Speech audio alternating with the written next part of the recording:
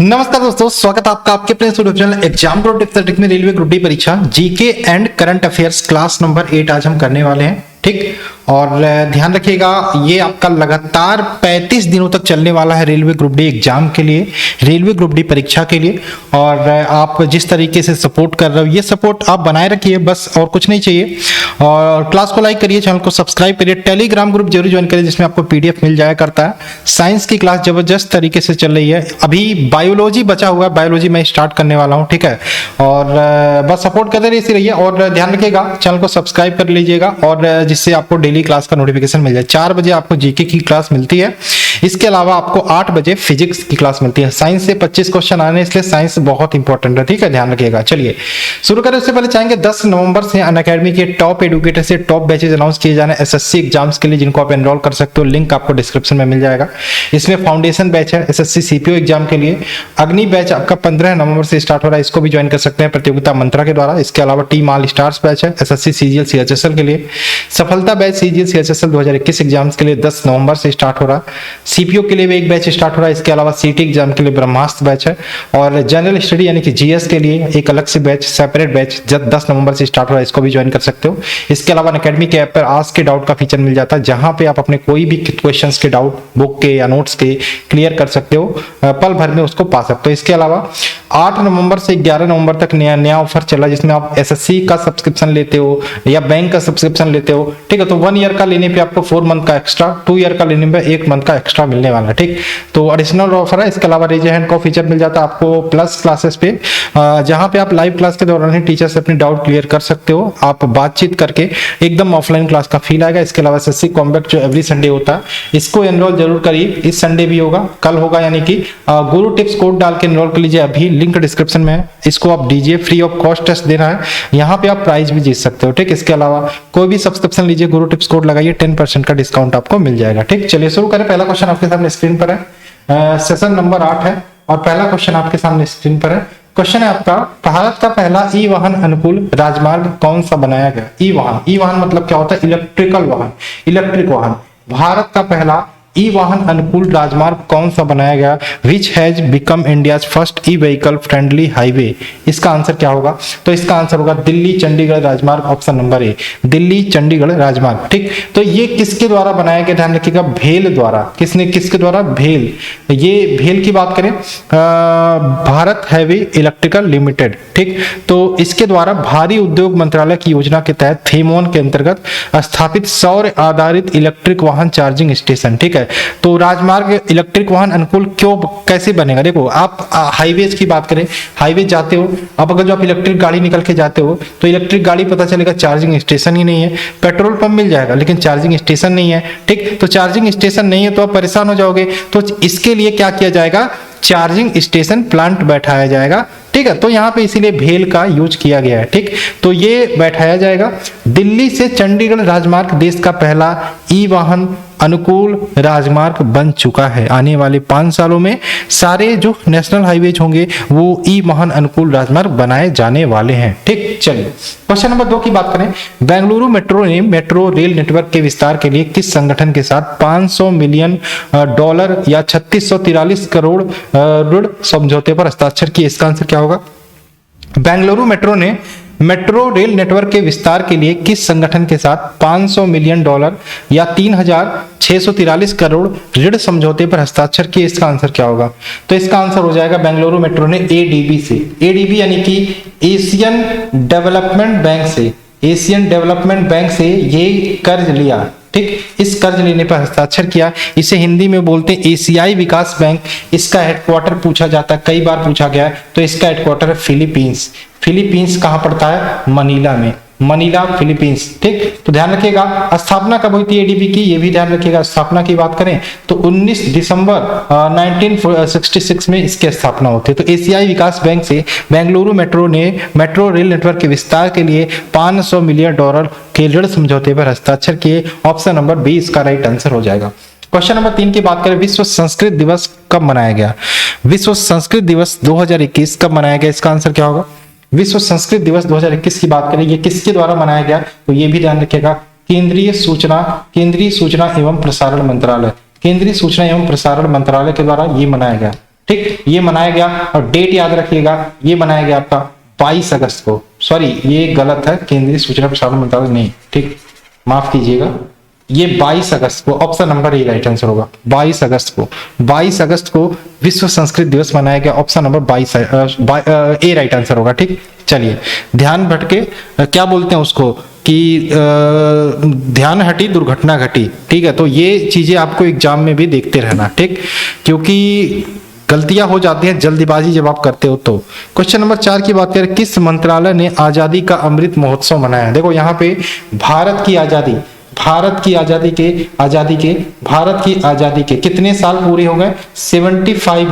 75 year पूरे होने के जश्न मनाने के लिए केंद्र सरकार ने ये आजादी का अमृत महोत्सव मनाया। तो ये केंद्र सरकार की केंद्रीय सूचना एवं प्रसारण मंत्रालय के द्वारा आजादी का अमृत महोत्सव मनाया गया। तो ये किससे रिलेटेड है? भारत के आजादी के 75 ईयर्स पूरे होने से रिलेटेड है। ठीक, क्वेश्चन नंबर 5 की बात करें, किस राज्य के पूर्व मुख्यमंत्री कल्याण सिंह का निधन हो गया? इसका आंसर क्या होगा? किस राज्य के पूर्व मुख्यमंत्री कल्याण सिंह का निधन हो गया? तो ये उत्तर प्रदेश के पूर्व मुख्यमंत्री, ऑप्शन नंबर है उत्तर प्रदेश। ध्यान रखिएगा, उत्तर प्रदेश के 2 बार सीएम बने। उत्तर प्रदेश के 2 बार सीएम बने। पहले बने थे जून 1991 से दिसंबर 1992। ठीक, ये सीएम बने थे। उसके बाद सितंबर 1997 से नवंबर 1999, यानी कि कभी भी इनका 5 साल का कार्यकाल नहीं पूरा हो पाया। उत्तर प्रदेश के पूर्व मुख्यमंत्री थे कल्याण सिंह। और ध्यान रखिएगा, ये उत्तर प्रदेश के मुख्यमंत्री के साथ साथ गवर्नर भी रह चुके। कहाँ के गवर्नर?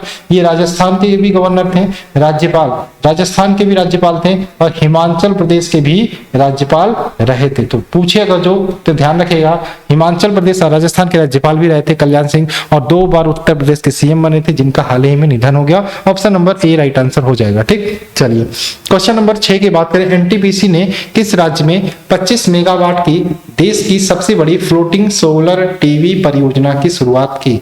एनटीपीसी ने किस राज्य में 25 मेगावाट की देश की सबसे बड़ी फ्लोटिंग सोलर पीवी की शुरुआत की?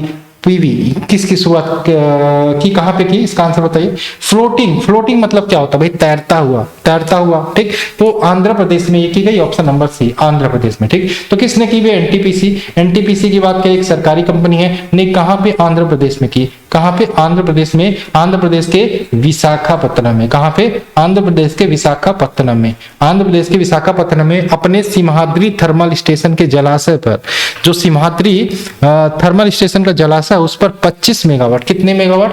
25 मेगावाट के सबसे बड़े फ्लोटिंग सोलर पावर स्टेशन की शुरुआत की। एनटीपीसी का पूरा नाम याद होना चाहिए,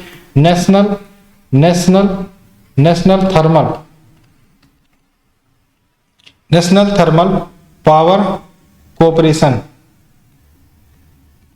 लिमिटेड, ये एनटीपीसी का फुल फॉर्म होता है। ठीक, इसके अलावा एनटीपीसी की बात करें, राष्ट्रीय ताप विद्युत निगम लिमिटेड हिंदी में बोलते हैं। स्थापना कब होती है इसकी? स्थापना की बात करें 7 नवंबर 1975 को एनटीपीसी की स्थापना होती है।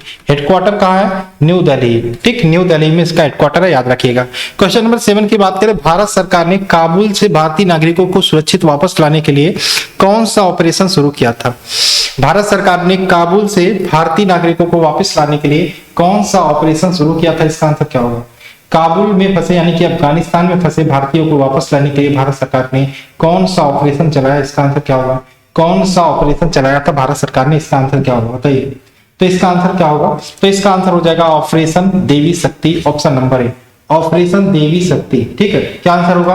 ऑप्शन नंबर ए, ऑपरेशन देवी शक्ति। ठीक, चलिए, ऑपरेशन देवी शक्ति ध्यान रखिएगा, अफगानिस्तान में फंसे हुए भारतीयों को वापस लाने के लिए भारत सरकार ने चलाया था। क्वेश्चन नंबर 8 की बात करें, कोरोना वायरस के टेस्ट का क्या नाम है? जो कोरोना वायरस का टेस्ट किया जाता है ना, उसका नाम क्या है? एलिसा टेस्ट है, आरटीपीसीआर है, जीएफआर टेस्ट है, या इनमें से कोई नहीं? ठीक है, यहाँ पे बहुत इंपॉर्टेंट क्वेश्चन है, आपसे पूछ सकता है। इसका आंसर वैसे आरटीपीसीआर होगा, आरटीपीसीआर का पूरा नाम आपको पता होना चाहिए, बहुत जरूरी है। तो पूरा नाम की बात करें, आरटी का मतलब होता है reserve,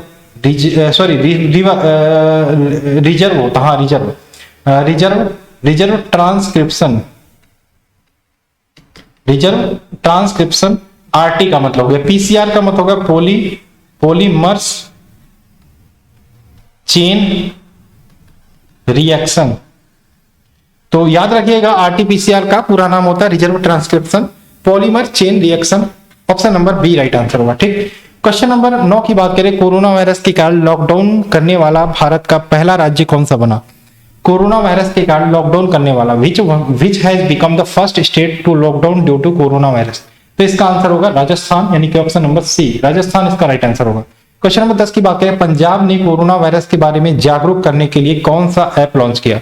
which app has been launched by Punjab to make people aware about corona virus? इसका आंसर क्या होगा? तो ये हो जाएगा Cova Punjab, Cova Punjab, option number A, Cova Punjab app launch किया पंजाब सरकार ने। ठीक, 11 की बात करें, रेडियो सक्रियता की यूनिट क्या है? रेडियो सक्रियता की यूनिट क्या है? इसका आंसर क्या होगा? रेडियो सक्रियता की यूनिट की बात करें, क्यूरी, क्यूरी यानी कि option number D right answer होगा। 12 की बात करें, सोडियम कार्बोनेट सामान्यतः माना जाता है। What is sodium carbonate commonly considered to be? Sodium carbonate की बात करें तो इसे सोडा माना जाता है, ऑप्शन नंबर बी सोडा। 13 की बात करें, बॉक्साइट किसका अयस्क है? बॉक्साइट किसका अयस्क है? इसका आंसर क्या होगा? बॉक्साइट की बात करें, यह एल्युमिनियम का, किसका? एल्युमिनियम का अयस्क है, ऑप्शन नंबर बी एल्युमिनियम। ठीक, 14 की बात करें, प्लास्टर ऑफ पेरिस का रासायनिक सूत्र क्या है? Plaster of Paris, plaster of Paris एक कई बार एग्जामों में पूछा गया, स्पेशली रेलवे वाले जो बच्चे हैं याद रखिएगा। प्लास्टर ऑफ पेरिस का रासायनिक सूत्र होगा CaSO4 into CaSO4 into H2O into half H2O, माफ करिएगा, CaSO4 into half H2O, option number B, CaSO4 into half H2O, यानी कि option number B right answer होगा। 15 की बात करें, चूना पत्थर का रासायनिक नाम क्या है? चूना पत्थर का रासायनिक नाम क्या है? इसका आंसर क्या होगा? तो चूना पत्थर का रासायनिक नाम की बात करें, ये हो जाएगा calcium carbonate, calcium carbonate, option number इसका सी, कैल्शियम कार्बोनेट या CaCO3, CaCO3 या calcium carbonate, option number C. 16 की बात करें, निम्नलिखित में से किस खनिज द्वारा लोहा प्राप्त किया जाता है? किस खनिज द्वारा लोहा प्राप्त किया जाता है? इसका आंसर क्या होगा? तो किस खनिज द्वारा? हेमेटाइट इसका राइट आंसर होगा, ऑप्शन नंबर डी हेमेटाइट। ठीक, हेमेटाइट। क्वेश्चन नंबर 17 की बात करें, चंबल नदी पर कौन सा बांध निर्मित है? चंबल नदी पर कौन सा बांध निर्मित है, कौन सा डैम निर्मित है? तो चंबल नदी की बात करें तो ये चंबल नदी की बात करें, चंबल नदी पर निर्मित जो बांध है ना, चंबल नदी परियोजना राजस्थान व मध्य प्रदेश की संयुक्त परियोजना है, इसको ध्यान रखिएगा। और इसके अंतर्गत 3 बांध बनाए गए हैं। 3 में कौन कौन से? तो गांधी सागर जो MP में है, राणा सागर व जवाहर सागर दोनों राजस्थान में है। तो इसका आंसर वैसे क्या हो जाएगा? गांधी सागर, ऑप्शन नंबर इसका सी हो जाएगा। ये कहां पे? MP यानी कि मध्य प्रदेश। ठीक है, क्वेश्चन पर बात करें 18, भारत का अधिकतम गेहूं उत्पादक राज्य कौन सा है? भारत का अधिकतम गेहूं उत्पादक राज्य, गेहूं उत्पादन की बात करें, प्रोडक्शन की बात करें, यूपी टॉप पे है, यूपी टॉप पे है। सेकंड की बात करें MP यानी कि मध्य प्रदेश, थर्ड पे आपका पंजाब आता है, पंजाब। क्वेश्चन नंबर 19 की बात करें, भारत के निम्नलिखित राज्यों में से कौन अभ्रक का सबसे बड़ा उत्पादक है? कौन अभ्रक का सबसे बड़ा उत्पादक है? तो इसका आंसर होगा आंध्र प्रदेश, ऑप्शन नंबर ए, आंध्र प्रदेश। आंध्र प्रदेश में आपका पड़ता है नेल्लौर जिला, नेल्लौर जिला, ये आपका अभ्रक का सबसे बड़ा उत्पादक है, याद रखिएगा। क्वेश्चन नंबर 19 का ऑप्शन नंबर ए। 20 की बात करें, स्वर्णिम चतुर्भुज क्या है?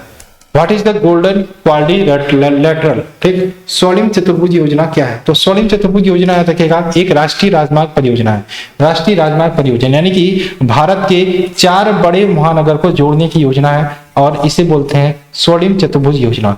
इसमें आपके दिल्ली के बाद आपका मुंबई, मुंबई के बाद आपका चेन्नई, चेन्नई और कोलकाता, कोलकाता और चेन्नई, ठीक, इनको जोड़ना, 4 बड़े महानगर, ये इसकी शुरुआत 2001 में होती है। ठीक, तो ये एक प्रकार का राष्ट्रीय राजमार्ग परियोजना या सड़क मार्ग से जोड़ना था 4 बड़े महानगरों को, option number C right answer होगा। 21 की बात करें, चूंदड़ों के उत्खनन का निर्देश किसने दिया था?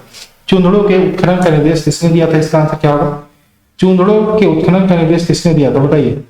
चूंदड़ों के उत्खनन का निर्देश दिया था MG मजूमदार ने, MG मजूमदार ने। ठीक, MG मजूमदार ने दिया था। इसका आंसर क्या होगा, बताइए। क्या MG मजूमदार ऑप्शन में है? MG मजूमदार ऑप्शन में है? नहीं है ना, नहीं है। किसने दिया था भाई? इसका आंसर क्या होगा? चूंदड़ों के उत्खनन का क्या आंसर होगा, आप बताइए, कमेंट करके बताइए। अगर जो पता है आपको तो कमेंट करके बताइए। चूंदड़ों के उत्खनन का निर्देश किसने दिया था?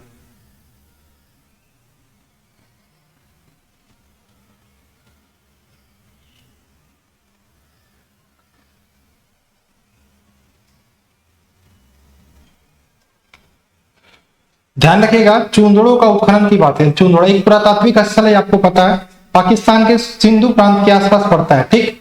तो इसका उत्खनन की बात करें, इसका किसने दिया था, इसका आंसर क्या होगा? देखो इसमें ये क्या बोला था मैंने, एमजी मजूमदार, ठीक। एमजी मजूमदार, एमजी मजूमदार, मजूमदार भी थे। इसके अलावा Ernest Ernest Ernest John Henry Mackay, ये थे, ठीक। अर्नेस्ट जॉन हेनरी मैके, ठीक, इन्होंने दिया था। चलिए तो याद रखिएगा, ऑप्शन नंबर इसका ये हो जाएगा ए। अगर जो इसकी जगह पे एमजी मजूमदार आता तो एमजी मजूमदार भी लगा सकते हो, 1931 में, याद रखिएगा। क्वेश्चन नंबर बात करें 22, किस वेद में सभा और समिति को प्रजापति की दो पुत्रियां कहा गया है? किस वेद में सभा और समिति को प्रजापति की दो पुत्रियां कहा गया? ये अथर्ववेद में कहा गया। इसका आंसर ऑप्शन नंबर डी हो जाएगा। 23 की बात करें, हीमोफीलिया रोग है जो किससे होता है? हीमोफीलिया। तो हीमोफीलिया की बात करें, ये आनुवांशिक व लिंग संलग्न रोग है। ऑप्शन नंबर ए, आनुवांशिक व लिंग संलग्न रोग है। 24 की बात करें, हरगोविंद खुराना को नोबेल पुरस्कार कब प्राप्त हुआ? हरगोविंद खुराना को नोबेल पुरस्कार कब प्राप्त हुआ? तो हरगोविंद खुराना को नोबेल पुरस्कार की बात करें तो ये पुरस्कार प्राप्त कब हुआ? तो ये ध्यान रखिएगा, पूरा पुरस्कार प्राप्त हुआ था 1968 में, 1968 में, ठीक। किसके लिए हुआ था? आनुवांशिक कोड खोज के लिए या जेनेटिक कोड खोजने के लिए हरगोविंद खुराना को नोबेल पुरस्कार प्राप्त हुआ था। ऑप्शन नंबर ए। 25 की बात करें, मनुष्य में ताप नियमन किसके द्वारा नियंत्रित किया जाता है? Temperature regulation in human is control by, तो ये किसके द्वारा होता है? ये किसके द्वारा? हाइपोथैलेमस। हाइपोथैलेमस यानी कि option number B right answer होगा, हाइपोथैलेमस द्वारा, ठीक। क्वेश्चन नंबर बात करें 26, निम्नलिखित पादप अंगों में से कौन सा श्वसन अंग है? कौन सा श्वसन अंग है? तो ध्यान रखिएगा, पत्तियों के द्वारा श्वसन होता है। ऑप्शन नंबर इसका बी राइट है, पत्तियों के द्वारा, ठीक। फूलों का अध्ययन किसके अंतर्गत करते हैं? जो ही पूछे तो एंथोलॉजी। क्वेश्चन नंबर 27 की बात करें, एक मानव शरीर में अनैच्छिक मांसपेशियां कहाँ होती है? एक मानव शरीर में अनैच्छिक मांसपेशियां कहाँ होती है? तो ये होती है दिल में। दिल यानी कि ऑप्शन नंबर सी, दिल में होती है, ठीक। अनैच्छिक मांसपेशियों की बात करें, दो प्रकार की होती है। मांसपेशियां दो प्रकार की होती है, एक होती है ऐच्छिक। ऐच्छिक मतलब जो हमारी इच्छा अनुसार काम करती है, एक होती है अनैच्छिक। अनैच्छिक मतलब जो हमारी इच्छा अनुसार नहीं काम करती हैं, जैसे चलना, बोलना, ये हमारी इच्छा के अनुसार होता है। तो ऐच्छिक मांसपेशियां इसमें काम करती हैं। अनैच्छिक यानी कि चीखना, पलक झपकना, ये सारे अनैच्छिक मांसपेशियों के अंतर्गत होता है, ठीक। 28 की बात करें, आरएनए का मुख्य कार्य क्या होता है? तो आरएनए की मुख्य कार्य की बात करें, प्रोटीन संश्लेषण में सहायता करना। Option number B. आरएनए की बात करें, आरएनए में कौन सी शर्करा होती है? आरएनए में ध्यान रखिएगा, राइबोज शर्करा होती है। क्या? राइबोज शर्करा होती है आरएनए में, ठीक है, ध्यान रखिएगा। चलिए option number B right answer होगा। क्वेश्चन नंबर 29 की बात करें, लाइसोसोम आत्महत्या का थैला है क्योंकि उसमें क्या होता है? तो ध्यान रखिएगा, लाइसोसोम को आत्महत्या का थैला कहा जाता है क्योंकि उसमें हाइड्रोलिटिक एंजाइम पाए जाते हैं, या फिर कह सकते हैं हम जल अपघटक एंजाइम पाए जाते हैं। ऑप्शन नंबर ए राइट आंसर होगा। लाइसोसोम ध्यान रखिएगा सिर्फ जंतु कोशिका एनिमल सेल में पाया जाता है, प्लांट सेल में नहीं पाया जाता, ठीक। क्वेश्चन नंबर 30 की बात करें, भारतीय पुरातत्व पर्यवेक्षण का गठन किसने किया था? भारतीय पुरातत्व पर्यवेक्षण का गठन किसने किया था? तो ये अलेक्जेंडर कर्गिंघम। अलेक्जेंडर कर्गिंघम ने इन्हें ध्यान रखिएगा, अलेक्जेंडर कर्गिंघम। इन्हें फादर ऑफ इंडियन आर्कियोलॉजी बोला जाता है, फादर ऑफ इंडियन आर्कियोलॉजी। किसे? आपका अलेक्जेंडर कर्गिंघम, ठीक। क्वेश्चन नंबर 30 का आंसर ऑप्शन नंबर ए हो जाएगा। क्वेश्चन नंबर 31 की बात करें, गोइटर या थायराइड ग्रंथ की अत्यधिक वृद्धि से किसकी कमी से होता है? गोइटर या थायराइड, इसे घेघा भी बोलते हैं हिंदी में, ठीक। ये किसकी अत्यधिक कमी से होता है? तो आयोडीन की कमी से होता है। ऑप्शन नंबर ए। 32 की बात करें, साइटोलॉजी में किसका अध्ययन किया जाता है? साइटोलॉजी में किसका अध्ययन किया जाता है? तो साइटोलॉजी की बात करें, इसमें हम कोशिकाओं का अध्ययन करते हैं। ऑप्शन नंबर सी, सेल्स का अध्ययन। 33 की बात करें, एथलीट फुट किसके कारण होता है? एथलीट फुट रोग किसके कारण होता है? तो याद रखिएगा, ये फंगी या कवक के कारण होता है। ऑप्शन नंबर बी, ठीक। चलिए क्वेश्चन नंबर 34 की बात करें, निम्न में से किसकी निम्नतम प्रतिरोधकता होती है? किसकी निम्नतम प्रतिरोधकता होती है? इसका आंसर क्या होगा? किसकी निम्नतम प्रतिरोधकता होती है, क्या आंसर होगा? तो इसका आंसर होगा, निम्नतम प्रतिरोधकता की बात करें, चांदी की होती है। ऑप्शन नंबर बी, चांदी की निम्नतम प्रतिरोधकता होती है। इसका आंसर हो जाएगा ऑप्शन नंबर बी, ठीक। 35 की बात करें, विभवांतर को मापने के लिए उपयोग किए जाने वाला उपकरण कौन सा है? विभवांतर को मापने के लिए उपयोग किए जाने वाले उपकरण की बात करें तो volt meter. Option number D. 36 की बात करें, ऑस्टियोसाइट कहाँ पाए जाते हैं? ऑस्टियोसाइट कहाँ पाए जाते हैं? तो ऑस्टियोसाइट की बात करें, ये हमारे अस्थि में पाए जाते हैं, ऑप्शन नंबर ए अस्थि। ठीक। 37 की बात करें, अफीम के किस भाग में मॉर्फिन होता है? अफीम के किस भाग में मॉर्फिन होता है? तो अफीम के जो फल आवरण होता है उसमें मॉर्फिन होता है, ऑप्शन नंबर डी। 37 की बात करें, चुंबकीय प्रवाह घनत्व का एसआई इकाई क्या है? चुंबकीय प्रवाह घनत्व का एसआई इकाई की बात करें तो वेबर है, ऑप्शन नंबर ए। 39 की बात करें, यूरिया में मौजूद नाइट्रोजन की प्रतिशत मात्रा कितनी होती है? तो ये होती है 46%, ऑप्शन नंबर सी। ठीक। 40 की बात करें, मार्स गैस के रूप में किसे जाना जाता है? तो मार्स गैस जो मीथेन होती है ना, उसी को मार्स गैस बोलते हैं, ऑप्शन नंबर ए। CH4 बोलते हैं। ठीक है, मार्स गैस बोलते हैं। चलिए, ये थी आज की क्लास के जीके की। ठीक। इस समय 40 क्वेश्चन के डेली 40 क्वेश्चन करते हैं, तो इसी प्रकार से आपकी डेली क्लासेस होगी। तो इसीलिए बोलते हैं चैनल को सब्सक्राइब करो, टेलीग्राम ग्रुप यार सभी लोग ज्वाइन कर लो, जिसमें PDF मैं प्रोवाइड करता हूँ, और देखते रहो, डेली पढ़ते रहो, मस्त रहो, कोई दिक्कत नहीं है। और चलिए मिलते हैं क्लास में। जय हिंद दोस्तों, जय भारत।